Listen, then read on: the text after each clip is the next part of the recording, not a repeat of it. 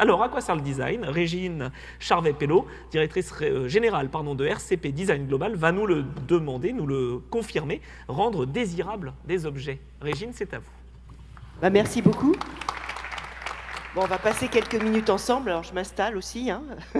Je trouve que c'est pas mal. Voilà, vingtaine de minutes. Donc, quand Antoine m'a demandé, Charon m'a demandé de participer, je suis une vieille participante de Mobility, quand il m'a demandé de participer à nouveau, il me dit ah, il y a pas mal de startups dans la salle, ce serait pas mal que tu dises à quoi ça sert le design. Oui, effectivement, c'est une solution. Donc, j'ai tenté de relever le défi.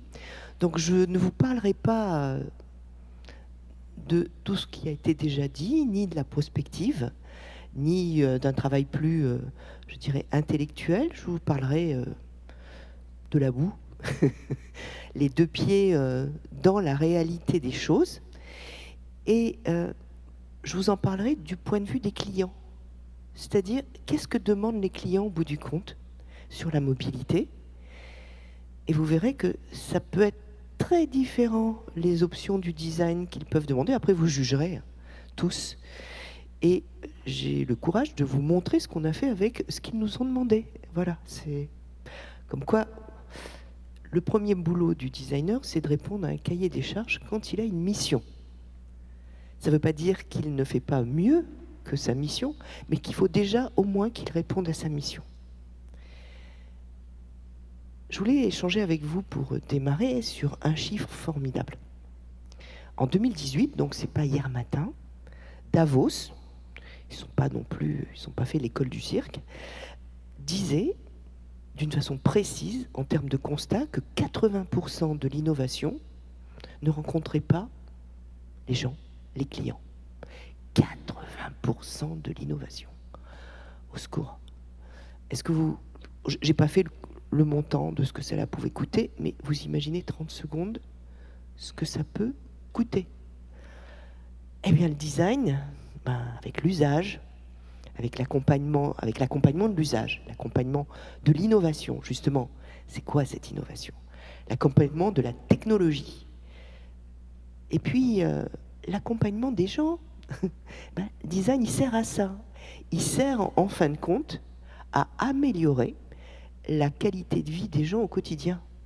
Le designer, il est là pour faire le lien humain entre la technologie dont il est absolument obligé de connaître les tenants et les aboutissants, mais je dirais que c'est un prérequis.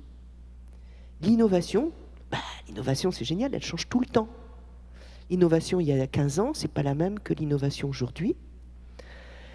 Et c'est pour ça que le métier de designer, si on peut dire face à des clients, ça reste un métier contemporain de son époque. Le designer s'adapte systématiquement, tout en proposant des choses marrantes, vous allez voir, on ne fait pas que des choses sous commande, s'adapte automatiquement à son époque. Donc c'est un designer du présent, même s'il a une vision prospective. Maintenant, je vous propose de rentrer un petit peu dans ce que veut mon... Alors, je vais le faire, peut-être non, c'est là, voilà. Alors, je vous propose un premier projet où, en fin de compte, on nous demandait de l'innovation, parce qu'en général, on nous demande de l'innovation, de la pérennité et de l'exemplarité. Donc, je vous propose tout de suite le tramway de Tours, dont mon camarade designer en a déjà parlé. Donc, cet objet a été mis en service en 2013. Donc, et on a gagné ce projet, un appel d'offres, parce que c'est la métropole de Tours qui nous l'a passé. On l'a gagné 5 ans avant. Donc, c'est un objet qui a 15 ans. Alors, pourquoi il est globalement réussi, on va dire, celui-là? Vu la tête que vous faites, ça a l'air... Pourquoi il est réussi? Parce que le client était exigeant sur son cahier des charges. Exigeant, mais il a fait confiance au designer. C'est-à-dire qu'il lui a laissé exprimer ce qui pourrait être meilleur pour la qualité du voyage des usagers ou simplement les habitants de cette ville. Alors ce matériel intègre évidemment la ville, ce n'est pas juste un objet posé dans le paysage. Et du coup, on a aussi pensé le paysage, c'est-à-dire qu'on avait une vision, comme dit mon camarade, holistique des choses, c'est-à-dire plus globale, en sachant que si on travaille une mobilité, elle est forcément en relation avec son environnement. Donc si on ne réfléchit pas à son environnement, on peut difficilement penser juste à une mobilité. Donc cette mobilité, elle n'a pas du tout été pensée comme un matériel roulant, elle a été pensée comme un équipement urbain. Ce qui, du coup, ça change. Alors il bouge, cet équipement, mais il n'est pas pensé pareil. Alors, donc vous voyez, alors évidemment, la lumière, ça, c'est formidable. Et la culture. J'ai eu la chance de monter un groupe de travail, parce que les designers ne font jamais les choses tout seuls, hein, sinon ça se saurait, en particulier en mobilité. Donc on a monté un super groupe de travail, un collectif créatif, où il y avait Roger Talon, on en a déjà parlé, Daniel Buren, parce que la culture dans une ville, voilà, ça coûte une blinde, un tramway, plusieurs centaines de millions d'euros. Donc tant qu'à faire, autant faire un équipement culturel pour le même prix. Donc Daniel Buren, mais aussi Jacques Lévy, géographe spécialiste de l'urbanité, et puis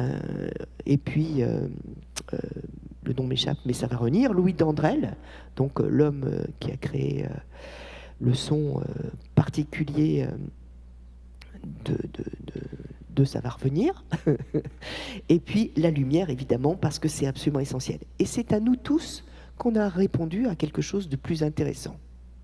Puis l'intérieur aussi était un équipement culturel. Parce que dans tout ça, on n'a pas tellement parlé du craft, des arts et métiers. Donc on s'est dit, tiens, si on faisait travailler les meilleurs ouvriers de France et tous les lycées pro, et puis ils ont tous fait un petit bourgeon en métal, un travail de 2 ans, qui a permis de dire à ceux qui ont pris le tramway, 300 personnes qui disaient, c'est moi qui l'ai fait. Hein, voilà. Donc il y a une relation humaine fondamentale du métier du designer, qui est proche aussi d'une approche de management. C'est ça qui est intéressant. C'est aussi un travail de management très... on reste calme, hein, on dirige rien, mais on tisse les liens. Voilà. Et le gros boulot du designer, c'est celui-là. Alors nous, on était super contents. 2013, là, 2023, c'était mis en route 31 août 2013. 2023, la Tour Métropole fait un truc génial. Il dit, on va fêter les 10 ans, ce qui est rarissime. Hein. Moi, j'ai jamais vu, si peut-être à Nancy, mais on va fêter les 10 ans du tramway. Et pour fêter les 10 ans du tramway, on va parler du design. Alors franchement, là, on est un peu tombé de l'arbre. Ils nous ont même demandé de réfléchir à comment on allait les fêter ces 10 ans.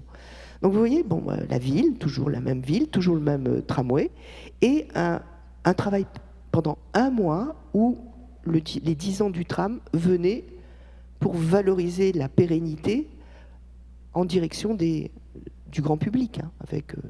des petits événements sur chacune des stations, rien en salle, tout sur la ligne.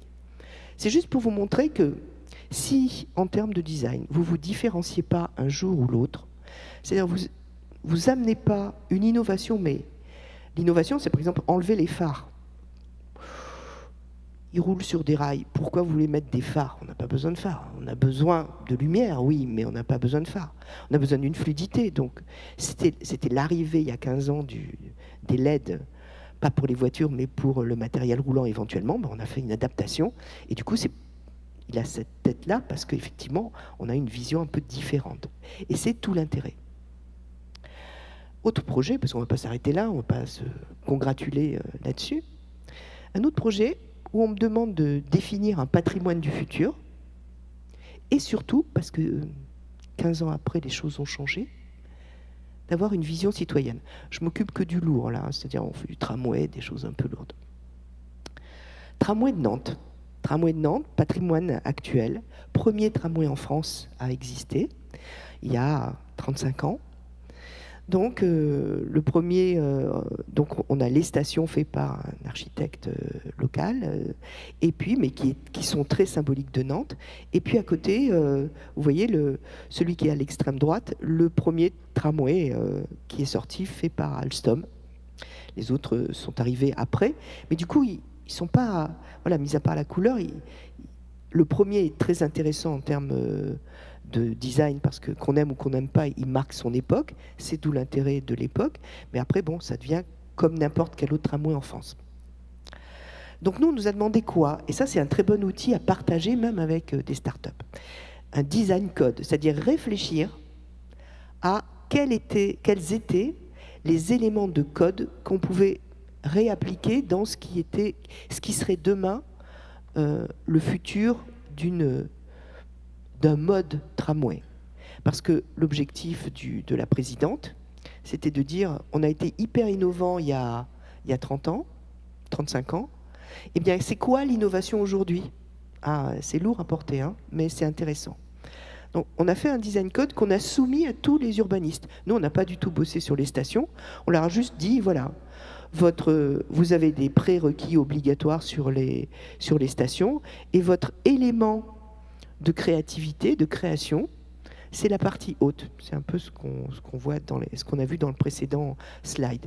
Donc ils se sont tous arrachés sur la créativité haute, tout en gardant la même qualité de service, d'usage et de praticité sur la partie basse. Ce qui évite, quand on a un service aussi complexe qu'un tramway, d'avoir des choses trop compliquées à gérer par celui qui va maintenir. Et puis, évidemment, on nous a demandé de dessiner le matériel roulant. Matériel roulant, alors autant sur le tram de Tours, 10 ans avant, on a travaillé avec des concepteurs et des créateurs formidables, mais connus du grand public, et bien là, on a travaillé avec le grand public. C'est-à-dire, on avait 60 personnes qui étaient des habitants, avec qui on a co-créé le design de ce qu'ils voulaient. Et ça, c'est pour vous montrer aussi que le designer travaille avec son temps. Aujourd'hui, on a notre équipe, c'était 70 personnes quasiment de tout niveau. Donc ça, c'est les dessins. Vous voyez les dessins sur la gauche qu'on a co-designé ensemble à mon agence et 70 personnes. Et à droite, je rappelle que c'est un contrat métropole, et à droite, le design de la première rame sortie chez Alstom. Et vous voyez, on n'est quand même pas très loin. Alors, quel est l'intérêt de ces deux projets précédents que vous venez de voir? C'est qu'en fin de compte, on peut sortir des problématiques industrielles pures et dures, tout en les connaissant parfaitement, mais proposer des innovations. Autant c'était une innovation technologique adaptée au grand public sur le précédent projet, autant là, c'est une innovation d'usage, où vous voyez, il y a une grande plaque pour ouvrir les portes, il suffit de mettre la main à distance et toute la porte s'ouvre, sur des quais super bondés, donc ça c'était intéressant. Et le travail de signature lumineuse est une chose très importante aujourd'hui, tout autant que dans les véhicules. Et maintenant, on a appliqué cette signature lumineuse sur les tramways qui donne la signature de la ville. Troisième projet, là on me demandait une matière et un patrimoine. Alors les villes, elles aiment bien les patrimoines. Et puis une identité et un confort. Toulouse a un réseau de transport bus très intéressant dans sa forme. Pourquoi intéressant dans sa forme? Parce que vous vous souvenez, AZF a explosé tout près du dépôt des bus, très tôt le matin. Et la quasiment totalité des bus étaient posés sur ce réseau. Ce qui veut dire que quand on change les bus, on change tous les bus. Voilà, donc c'est un peu compliqué. Donc il fallait faire peu de choses, mais visibles. Donc là, un travail de livret. Et un peu de matière. Très compliqué de travailler avec les fabricants de bus pour leur faire changer les matières. Un peu de matière à l'intérieur. C'est pas le projet, c'est pas mon Pulitzer du design, mais c'est pour vous dire qu'on a été dans un axe. Mais comme on a été à l'écoute de ceux de Toulouse, très rapidement, on nous a demandé de dessiner le nouveau métro qui va sortir en 2028. Alors là, c'est un peu bête, hein. On voit un métro qui normalement est en sous-sol, donc on ne le voit pas exactement comme ça. Mais c'est très intéressant parce qu'on a un concept sobre, super sobre, complètement adapté. Là, du coup, j'ai travaillé avec Alstom, donc j'ai accompagné Alstom. Toulouse lui a dit, tiens, ce serait pas mal que tu bosses avec eux, ils savent bien nous écouter, alors pourquoi pas. Mais c'est intéressant parce que du coup, ça a amené à simplifier considérablement la lecture des matériels roulants Alstom habituels, et ça nous permet de faire rentrer ce matériel dans un tunnel où on n'a pas les mêmes exigences qu'un tramway. Et puis du coup, ça nous a permis aussi de travailler fondamentalement sur ce qu'on avait déjà commencé sur les bus, mais un travail matière très adapté à la ville, sur la qualité textile, la manière de choisir les couleurs, de les créer. C'était particulièrement intéressant.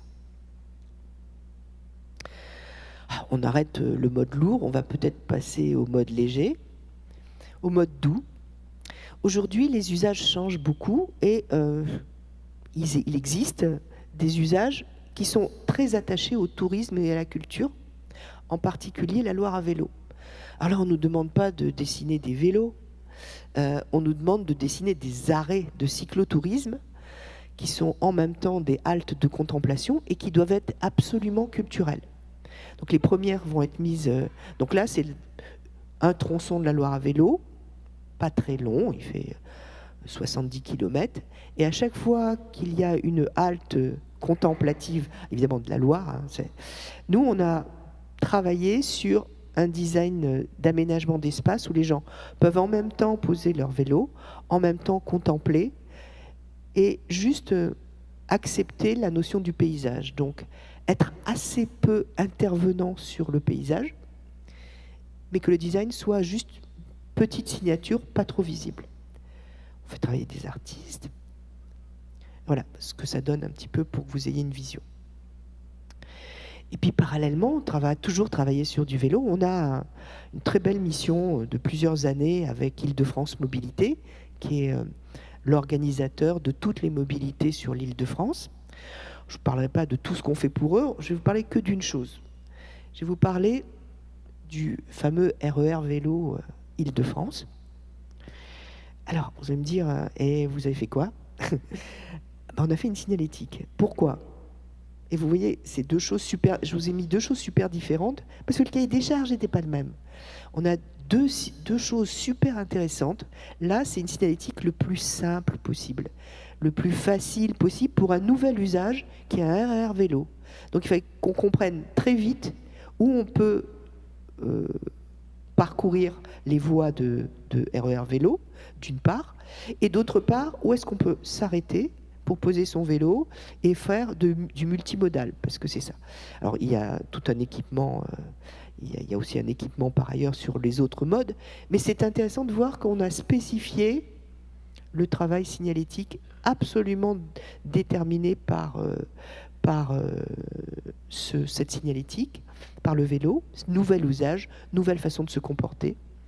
Ah, évidemment, Madame Pécresse s'est précipitée pour le présenter à la presse et pour dire à quel point elle était super contente de mettre en place son nouveau parcours. Comme quoi, je rappelle que souvent en mobilité, que ce soit une mobilité d'État ou une mobilité de région ou une mobilité de métropole, ça reste de toute façon politique. Ça, c'est intéressant. Et même les voitures privées, même l'automobile est une approche politique. Donc le designer est un peu politique. Voilà. Alors on va changer de sujet.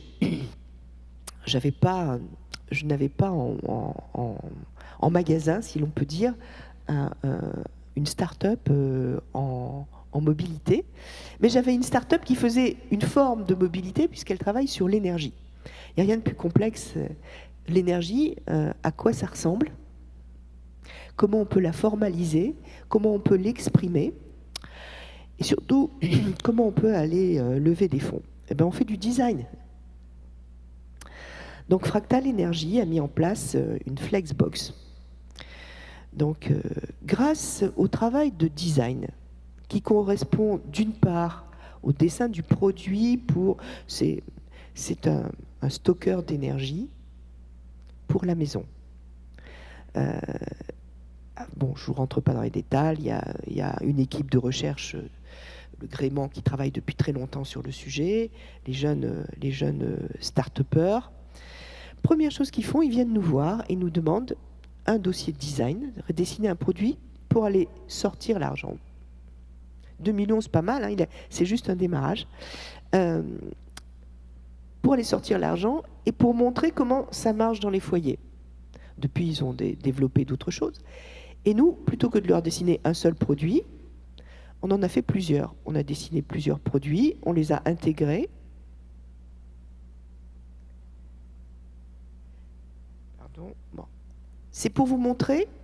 Alors maintenant, on développe le produit un des produits industriellement. Mais avant de pouvoir aller plus loin, le design est un outil de levée de fonds.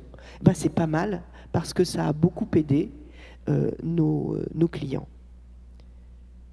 Alors, évidemment, je ne pouvais pas empêcher ici, au Mans, de parler d'automobile. Donc, c'est pas nous qui faisons, mais j'ai demandé à Sébastien Fraudet, je pense que l'agence de com Piment travaille avec eux. Donc, c'est un équipementier de premier rang qui s'appelle Eurostyle System, qui est dans notre région juste à côté, voilà, mais très très important. Le designer de ce Eurostyle System, le patron du design, s'appelle Sébastien Fraudet, et depuis 3 ans, 4 ans, il ne fait que travailler avec des produits naturels comme le chanvre, le lin, le liège en particulier, pour proposer à des entreprises comme Porsche, entre autres, mais pas que, aussi sur des petites voitures de moyenne série, des nouvelles matières. Et le design, c'est aussi ça. C'est comment on peut repenser, formellement certainement, puisque les voitures changent, mais aussi comment on peut repenser la matière pour qu'elle soit en relation exacte avec nos demandes et nos usages aujourd'hui, et la volonté des gens d'avoir tout autant que le recyclage, etc., des matières qui sont acceptables et plus plastique pur et dur. Et là-dessus, et plus de matière native. Très intéressant. Alors, je ne peux pas rentrer trop dans les détails parce que je n'y ai pas le droit, mais tout ce que je vous montre, j'ai le droit de vous le montrer. Il a vraiment travaillé avec les plus grandes marques automobiles, françaises et étrangères, et il y a plein de nouvelles matières qui sont en train de se mettre en place sur l'équipement des portes, l'équipement des tableaux de bord, et c'est assez passionnant. Alors, vous avez vu que j'étais une femme de projet au début. En dehors de mon activité, je fais de la promotion du design sur ma région. Je suis une région juste à côté, qui s'appelle la région Centre Val-de-Loire. Et pour cette région, je mets en place un festival national qui se fait dans d'autres régions. Et là, j'ai demandé à Eurostyle System de nous montrer le métier du designer matière, parce que c'est un métier absolument inconnu du grand public. Donc j'ai demandé qu'il nous montre ces petits échantillons en vrai, qui nous montre à quoi ça sert et à quoi ça correspond. Là, vous avez une petite idée de... l'expo se finit à la fin du mois, mais une petite idée de la relation que l'on peut avoir aussi avec le design, et le fait que le design doit être populaire, donc on doit expliquer ce que c'est. Alors, recherche et innovation, tout ce que vous voyez là, c'est parce que depuis de nombreuses années, nous designers, de la recherche et développement dans un centre de recherche et développement que nous avons créé sur les technologies du sensoriel. Ça existe, hein, les technologies du sensoriel, c'est-à-dire la sensation, la perception et l'émotion. Antoine vous a parlé de toutes les approches psychoneurobiologiques, et c'est là-dessus aussi que parallèlement nous travaillons. Simplement, nous travaillons d'une manière plus holistique, et ensuite ça part sur des spécialistes comme Milan. Donc on a une matériothèque qui est assez ancienne, elle a 20 ans, Donc elle a des produits qui ne se font plus, mais dont les approches sensorielles sont intéressantes. Donc comment copier la sensation d'un produit qui n'est plus agréé, mais dont la sensation est essentielle. Et puis, depuis 11 ans, on a une chutothèque, c'est-à-dire on travaille sur la déstructuration de la matière, de la chute, pour faire des nouvelles matières. Et à Tours, nous sommes en train de réfléchir au montage d'une usine qui traiterait, entre autres, 3300 tonnes de chute de cuir par an pour faire des nouvelles matières pour l'automobile. Et c'est déjà le cas. Il y a BMW et Mercedes qui ont déjà ce type de matière dans les prochains modèles qui vont sortir. Là, je ne peux pas vous montrer.